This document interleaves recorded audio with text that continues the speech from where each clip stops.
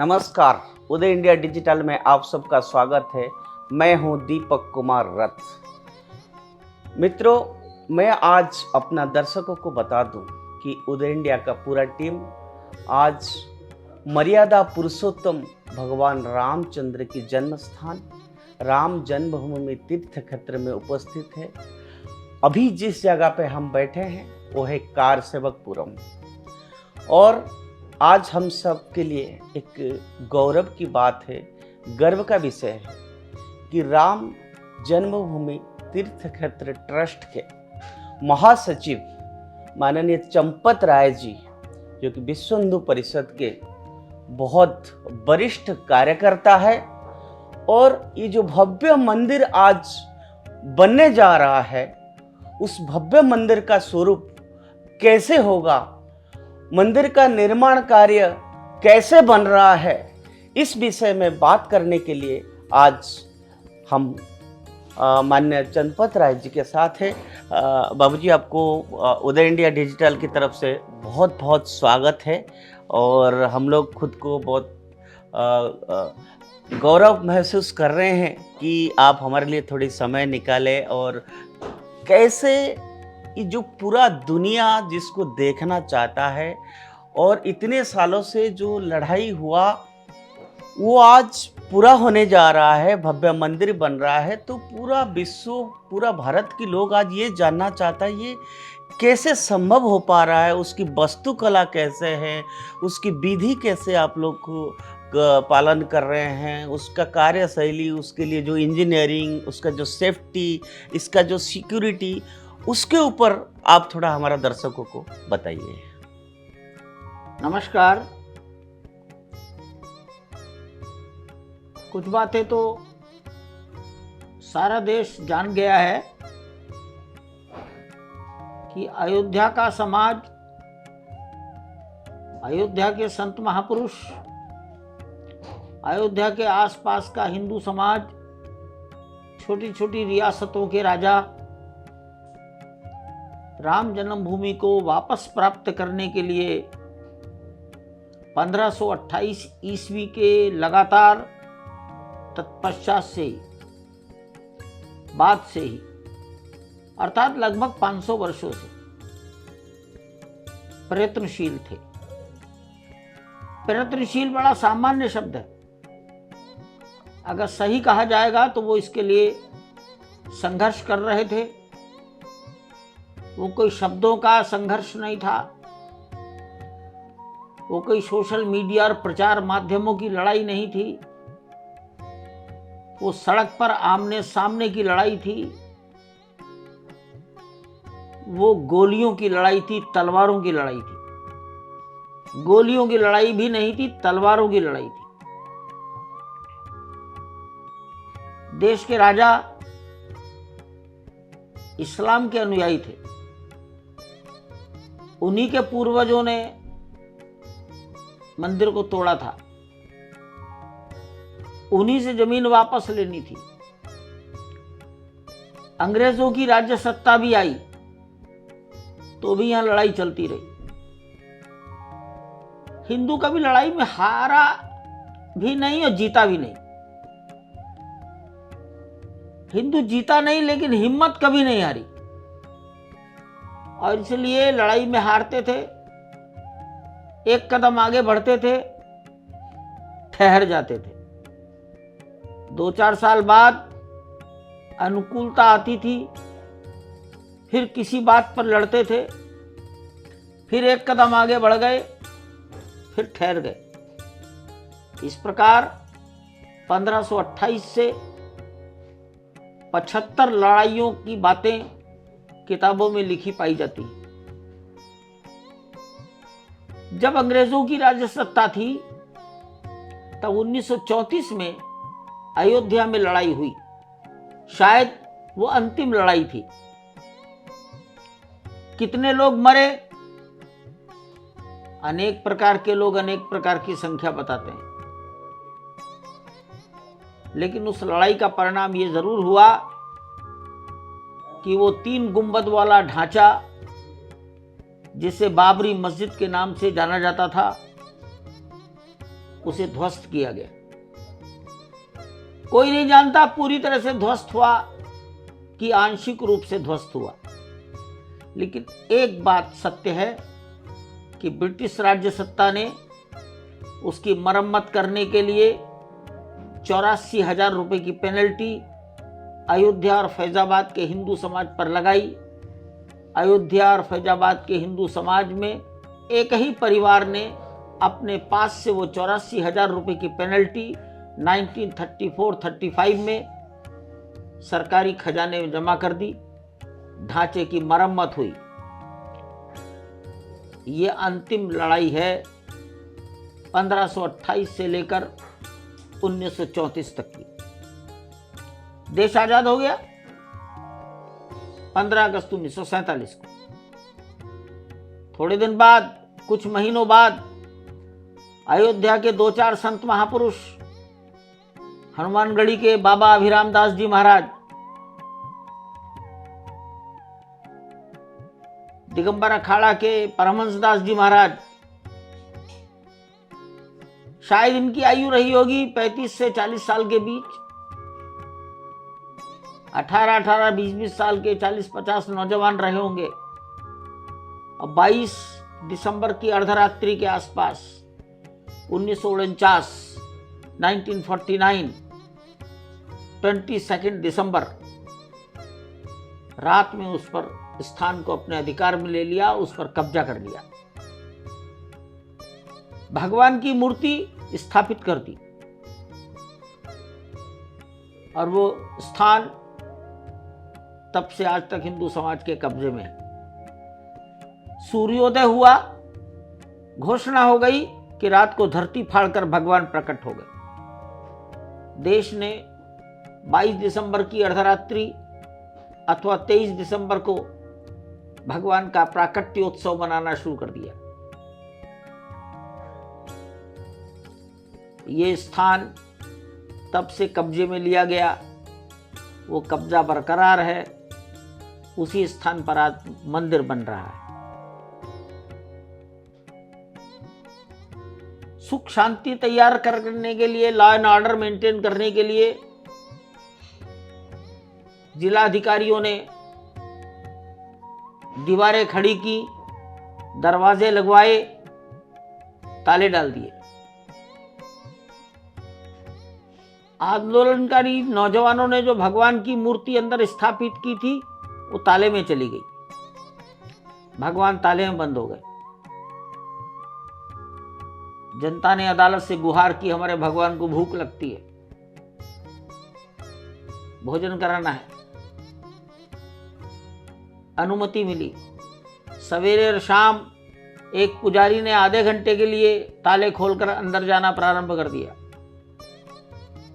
भगवान का राग भोग शुरू हो गया। यह घटना सब 1949, 1950 की जनवरी की है। जनता ताले के बाहर थी और इस प्रकार भगवान ताले के अंदर, भक्त को ताले के बाहर।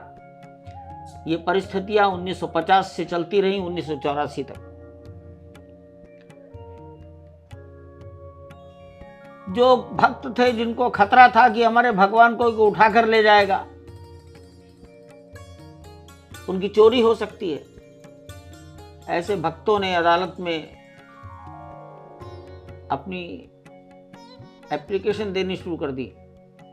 हमारे भगवान की रक्षा की जाए, हम पूजा करने आते हैं, हमारे पूजा में कोई बाधक न बने। और इस प्रकार अदालती प्रक्रिया 1950 में शुरू हो गई।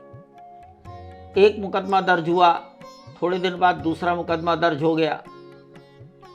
8-9 साल के बाद 1959 में अयोध्या में वैरागी परंपरा रामानंद संप्रदाय का एक निर्मोही अखाड़ा है। उस अखाड़े ने एक तीसरा मुकदमा दायर कर दिया कि इस राम जन्मभूमि का मैनेजमेंट हमको सौंपा जाए। अभी तक मैनेजमेंट सरकार के द्वारा नियुक्त रिसीवर करता था। तीसरा मुकदमा चल गया और 3 साल बाद 1962 मुस्लिम संप्रदाय की ओर से, मुस्लिम समाज की ओर से Sunni board of Waqf Sunni Muslim Waqf board की ओर से एक और मुकदमा दायर कर दिया गया कि इसे मॉस्क घोषित किया जाए। और इस प्रकार ये 4 मुकदमे 1950 से 1962 तक यहाँ की अदालतों में चलने लगे।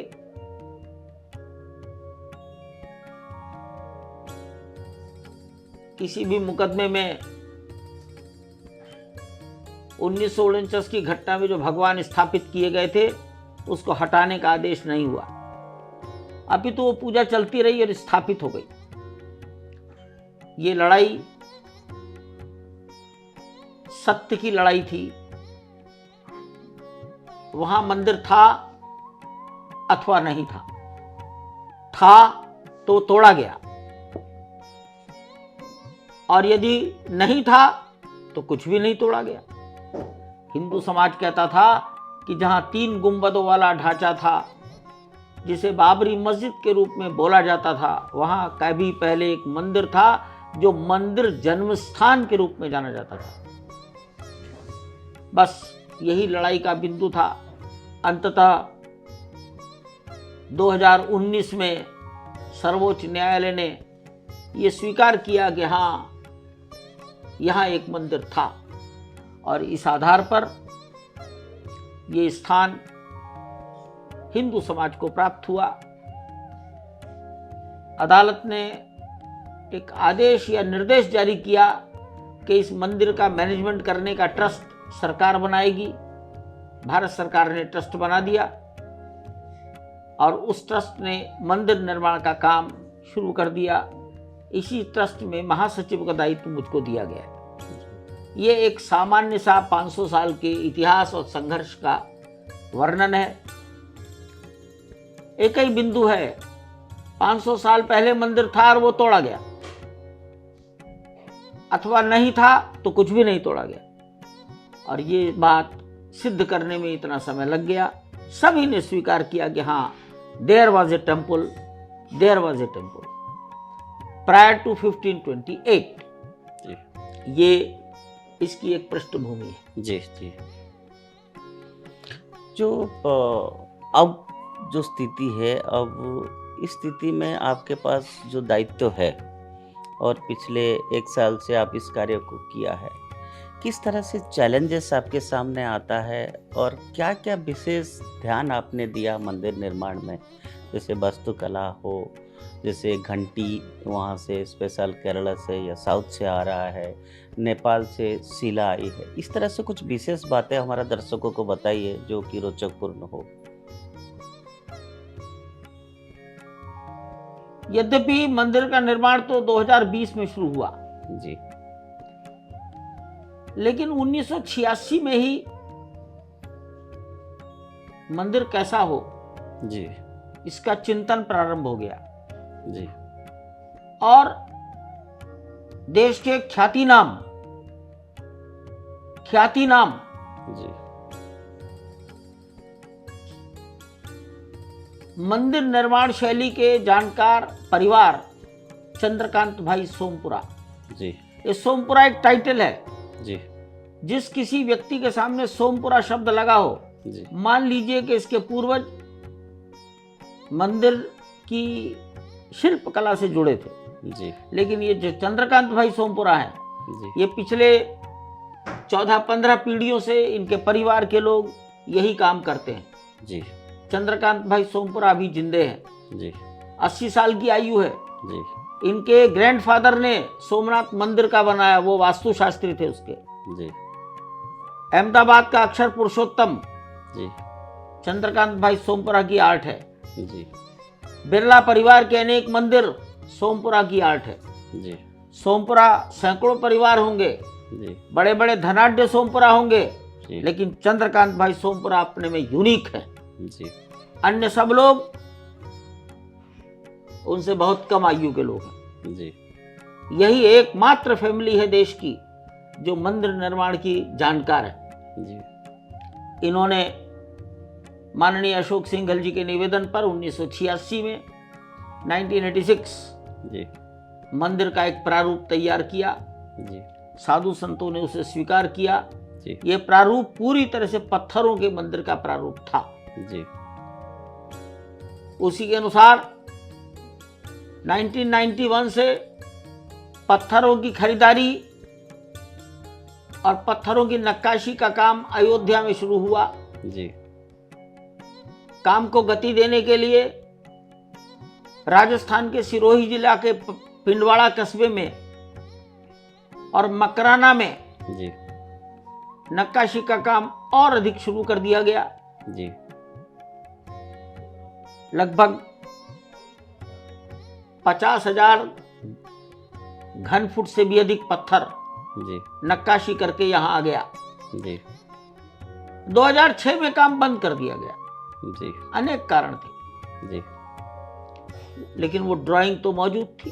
जी जब सर्वोच्च न्यायालय का फैसला आ गया जी और 70 एकड़ जमीन हमको मिल गई, जी तब किसी के मन में ये विचार आया कि हमारा प्रारूप बड़ा होना चाहिए, जी ड्राइंग बड़ी होनी चाहिए। जी उस पर होमवर्क शुरू किया जी चंद्रकांत भाई सोमपुरा ने। जी थोड़ी लंबाई बढ़ाई, चौड़ाई बढ़ाई, ऊंचाई बढ़ाई, जी और इस प्रकार लंबाई अगर हम सीढ़ियों से प्रारंभ करें जी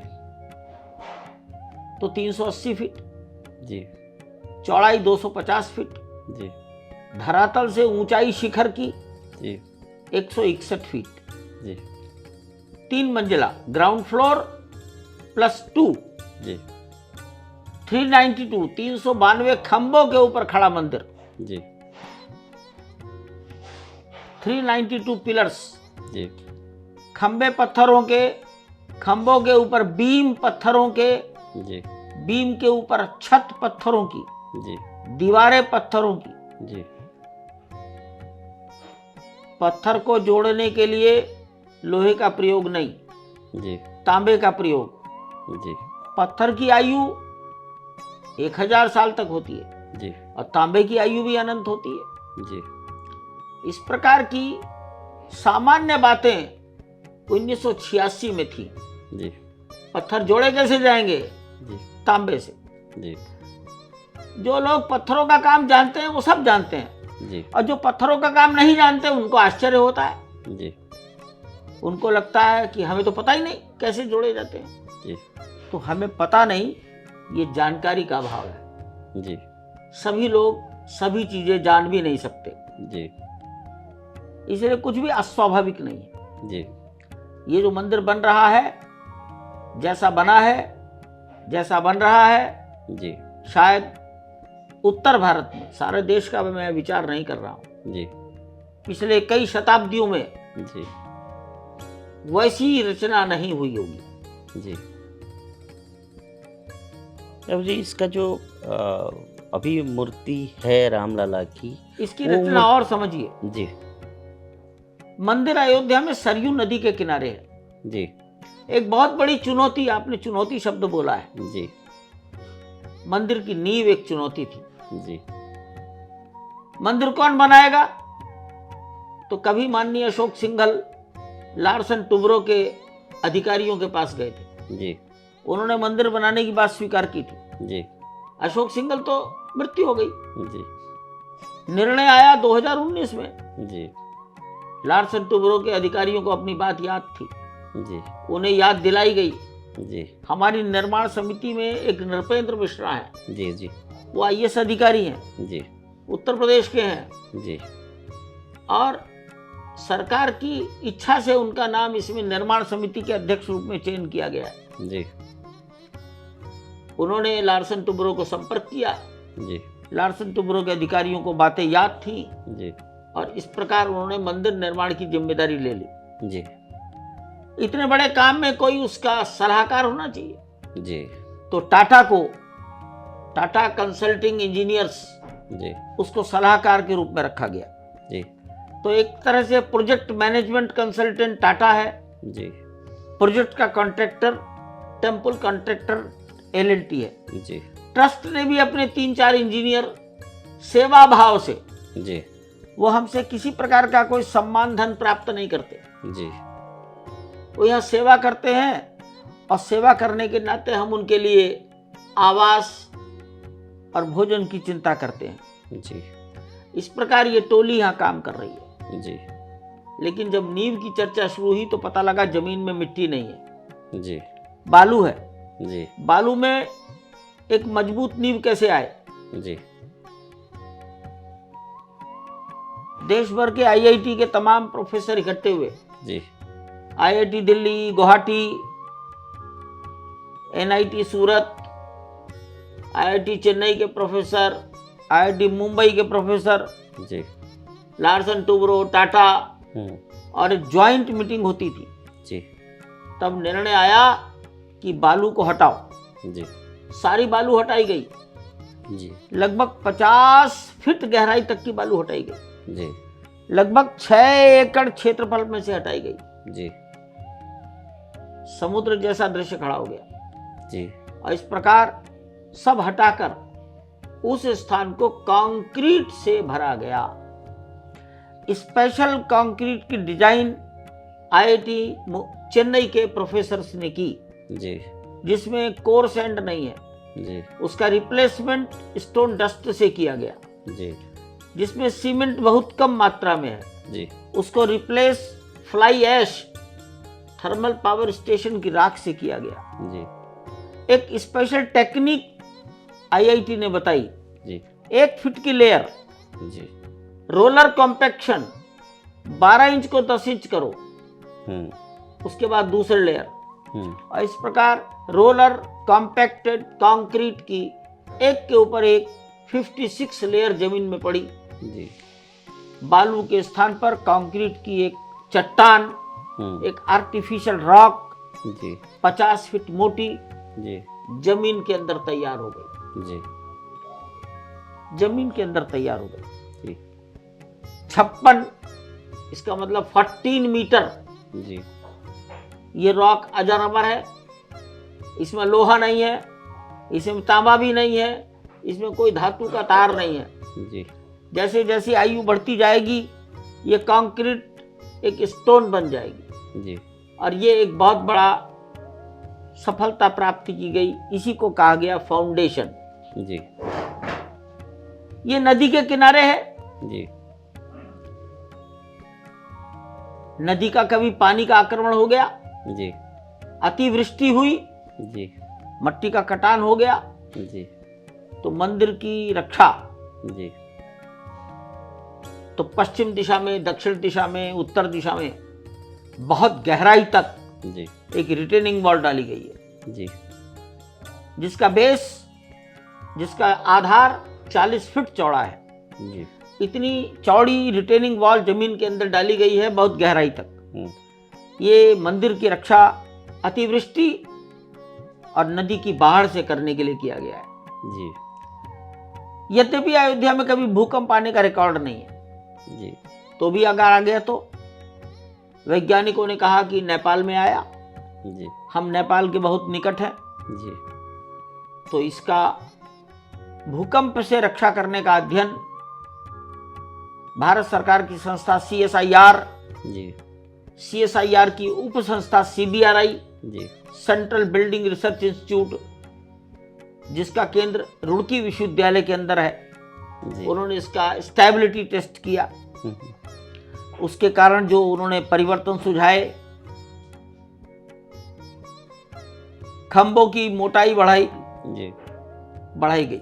जी तो भूकंप का टेस्ट, स्टेबिलिटी टेस्ट और नदी से रक्षा, इन दोनों का विचार यहाँ हुआ है। जी उसके अनुसार ये सब बनाया जा रहा है। जी जमीन में नमी रहती है, जी ये नमी पत्थर के अंदर जाएगी जी तो नमी ऊपर तक चढ़ेगी। जी पत्थर पानी की नमी ना सोखे, जी ना पिए, जी इसके लिए ग्रेनाइट पत्थरों का इस्तेमाल किया गया है। जी मूल मंदिर के नीचे जमीन के ऊपर जी 21 फीट ऊंचाई तक ग्रेनाइट पत्थर लगाए गए हैं। जी इसी को कहा गया है प्लिंथ। जी मंदिर की कुर्सी, मंदिर का फर्श, जी ग्रेनाइट बहुत हार्ड होता है, जी इसलिए नमी और पानी को सोखता नहीं है, एब्जॉर्ब नहीं करता। जी तो इतने प्रकार से मंदिर के पत्थरों की रक्षा करने का चिंतन या कार्य हुआ है। जी। शेष तो सब प्रभु इच्छा है। आपने बताया कि 50 फीट तक उसका खुदाई भी किया गया। क्या कुछ जब खुदाई के समय में उससे कुछ मिला क्या? कुछ अवशेष या कुछ चीज़ें ऐसा मिला क्या? बहुत कुछ मिला है जी। और सब वहां रखा है। जी। जनता रोज देखती है, जी। जनता देखती है। जी। बहुत मिला है, बहुत मिला है। जी। क्या क्या कुछ विशेष? और बताता हूं, जी। जहां 3 गुंबदों वाला ढांचा था, जी। उसी क्षेत्र में मिला है। जी।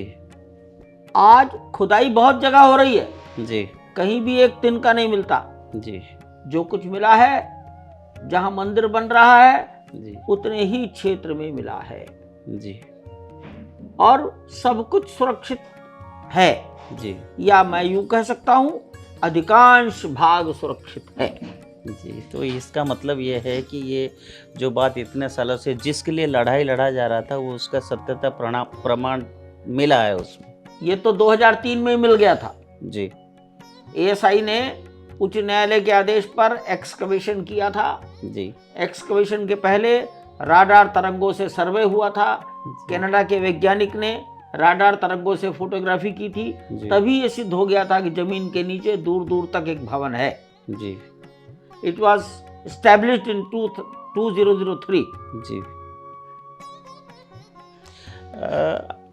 ये बताइए हमको कि जैसे मंदिर का शुरू हुआ एक हिंदू संस्कृति या सनातन संस्कृति हिसाब से अलग अलग जगह से मिट्टी आता है, आपने जैसे कहा पत्थर भी आता है और नदियों की पानी भी आता है पवित्रता के लिए। तो कहाँ कहाँ से जल लाया गया, कहाँ कहाँ से मिट्टी लाया गया, उसके बारे में थोड़ा हमारा। देश का आह्वान किया गया। जी। विश्व हिंदू परिषद के कार्यकर्ताओं ने किया। जी। तो विश्व हिंदू परिषद के कार्यकर्ताओं ने उसको उठा लिया।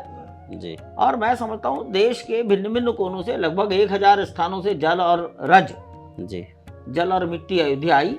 जी। 5 अगस्त 2020 को वो जल धरती पर छिड़का गया। जी। वो मिट्टी जन्मभूमि पर छिड़की गई, बखेरी गई। जी। वहीं पर प्रधानमंत्री महोदय ने भूमि पूजन करके मंदिर के निर्माण कार्य को गति प्रदान की। जी। सूची तो लिखी है, लेकिन देश का कोई कोना छूटा नहीं है, इतना ही मान लीजिए। सारे नदियों की 1000 नदियां है ही नहीं, लेकिन 1000 स्थानों से आया। मानसरोवर से आया। जी। कैलाश मानसरोवर से भी आया। जी। अभी जो रामलला जी की पूजा हो रहा है, जो मूर्ति है वो कहाँ स्थापित होगा, और जो शिला में मूर्ति बन रहा है वो क्या स्थापित कहाँ होगा? देखो, ये तो वो मूर्ति है जिसकी आज पूजा हो रही है, जो 1949 में लोग जेब में रखकर ले गए थे, रात को कब्जा करके स्थापित कर दी। तो जेब में कितनी बड़ी मूर्ति आएगी। जी। अब भव्य मंदिर बन रहा है। जी। मूर्ति के दर्शन 35 फीट दूर से होंगे। जी। लेकिन ये मुकदमा लड़ा गया है रामलला के नाम पर। जी। लला मीन्स चाइल्ड। जी। इन्फेंट राम। जी। तो भगवान के बाल रूप की प्रतिमा बनाई जाएगी। जी। ये विचार हुआ है कि 5 वर्ष का बालक हो, जी। कम से कम 51 इंच ऊंची प्रतिमा हो, जी। खड़ी प्रतिमा हो। जी। उसमें और क्या क्या, और किन देवी और देवताओं की मंदिर वहाँ बन रहा है, वो जो कैंपस है? ये जो बाल राम लला की मूर्ति है, जी, ये ग्राउंड फ्लोर पर स्थापित होगी। जी। पहली मंजिल पर भगवान राम का परिवार, जी, जानकी जी, तीनों भाई हनुमान जी, ये जी। स्थापित होंगे। जी, उसके ऊपर वो केवल ऊंचाई देने के लिए है। जी। चारों ओर एक परकोटा बनेगा, बाउंड्री वॉल, रेक्टेंगुलर आयताकार बाउंड्री वॉल। जी। ये परकोटा भी 14 फीट चौड़ा है। जी। इसके 4 कोनों पर 4 मंदिर बनेंगे। जी। शंकराचार्य जी महाराज ने पंचायतन का विचार दिया। जी। तो राम भगवान विष्णु के अवतार हैं, वो बीच में रहेंगे, प्रिजाइडिंग डिटी। जी। चारों कोनों पर सूर्य, भगवती, गणपति और शंकर। जी। 2 लंबी भुजाएं हैं, जी। एक भुजा के बीच में हनुमान जी और एक भुजा के बीच में माता अन्नपूर्णा। जी। तो ये परकोटे के अंदर 6 मंदिर बनेंगे। जी। परकोटे के दक्षिण दिशा में। जी। भौगोलिक दक्षिण। जी भगवान राम के जीवन काल के 8 ऐसे पात्र हैं जी जिनको वहां स्थापित किया जाएगा। जी महर्षि वाल्मीकि, महर्षि वशिष्ठ, जी महर्षि विश्वामित्र और महर्षि अगस्त्य, जी निषाद राज, माता शबरी जी और ऋषि पत्नी अहिल्या। जी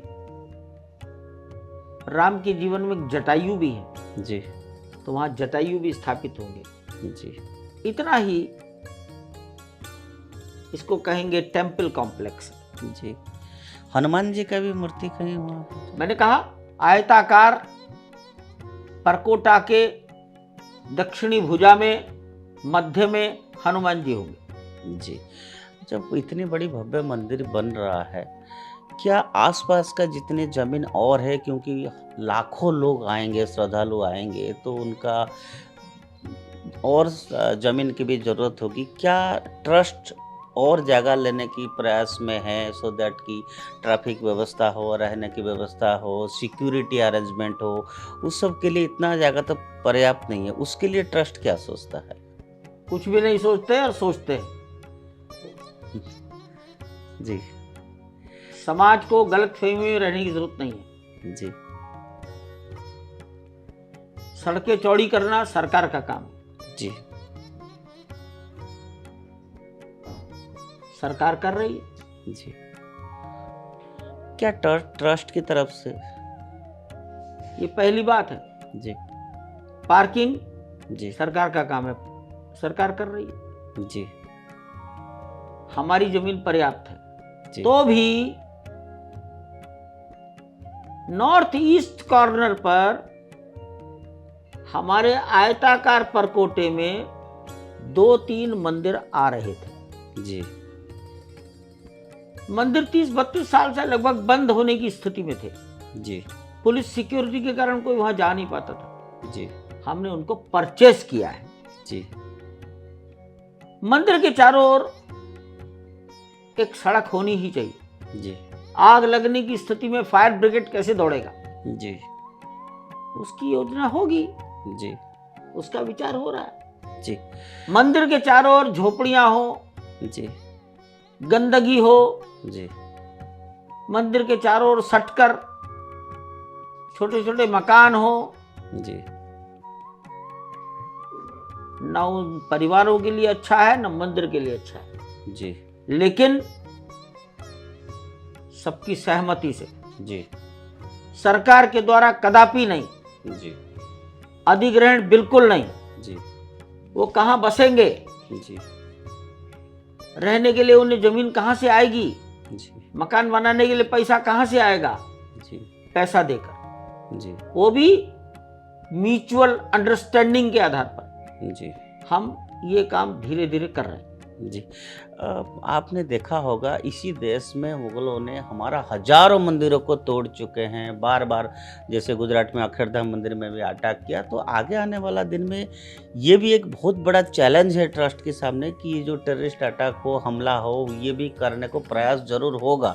उसके लिए ट्रस्ट कितना व्यवस्था या सरकार के साथ आपका कैसे कोड, उसका बारे में थोड़ा सा दर्शकों को बताइए। सिक्योरिटी, आतंकवादी अपराधियों से समाज की रक्षा का दायित्व तो सरकार का है जी, और मैं समझता हूँ सरकार इस पर गंभीरता से चिंतन कर रही है। इतना ही पर्याप्त है। जी ये जो मूवमेंट है, इतना बड़ा मूवमेंट है जिसमें लाखों राम भक्त ने अपना जान भी दिया, कई मठ, मंदिर, अखाड़ा, विश्व हिंदू परिषद, राष्ट्रीय स्वयं सेवक संघ, ऐसे हजारों संगठन की कार्यकर्ता अपना जीवन दिया है। क्या उनके बारे में भी ट्रस्ट कुछ सोचेगा, जिन लोगों ने अपना जान दे दी है मंदिर के लिए, इसके लिए? तो ये भी एक बहुत बड़ी सैक्रिफाइस है जिन लोगों ने दिया, आज उनको कोई याद नहीं रखा। क्या कोई जैसे म्यूजियम हो या राम मंदिर के शहीदों के नाते उनको सम्मानार्थ ट्रस्ट क्या सोच रहा है उनके परिवार के लिए? उनके भारत में ये कल्पना ज्यादा उचित नहीं है। जी, हिंदुस्तान तो त्याग बलिदान का ही देश है। जी, देश की आजादी में कितने लोगों की जान गई, कितना कष्ट सहा, उनकी याद में क्या है? जी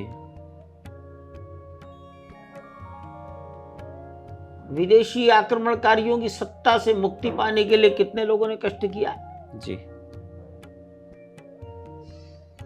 1962 में चीन के हमले से भारत की रक्षा करने के लिए कितने सैनिकों ने जान दी। जी एक स्तंभ खड़ा कर देती है सेना, जी उस पर नाम लिख देती है। जी अंडमान निकोबार की जेल में कितने लोग बंद रहे, कालापन।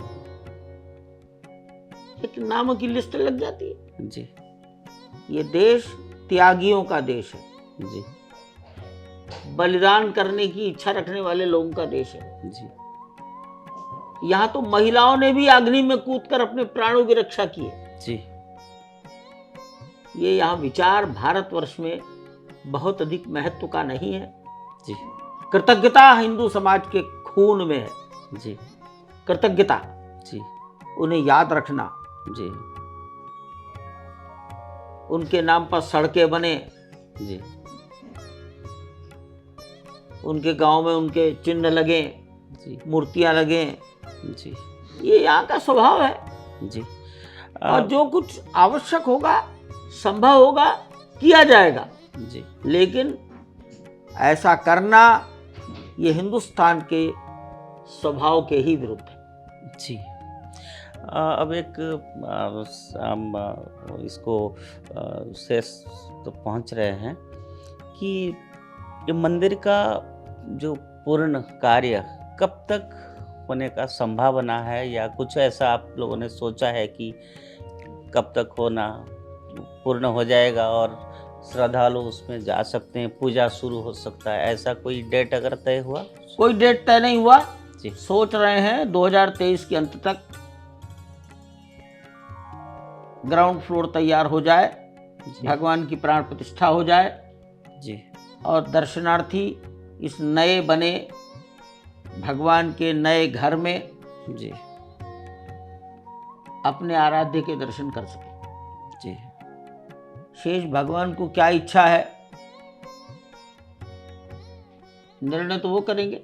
जी हमारी कल्पना से तो कुछ होता नहीं, जी लेकिन हम ऐसा सोच रहे हैं, उसी ढंग से काम कर रहे हैं। जी एक शेष प्रश्न है, कोई भी ऐसा जैसे कोणार्क का टेम्पल बना है, पुरी का जगन्नाथ का टेम्पल बना है, तो ऐसा भव्य मंदिर में का ऊपर जो मंदिर के ऊपर जो पूर्ण कलश होता है वो वहाँ पर क्या क्या रखा जाए? एक बड़ी टीम है, वो सोच रही है, वो हर महीने बैठती है, सब चीजें होंगी, योग्य होंगी।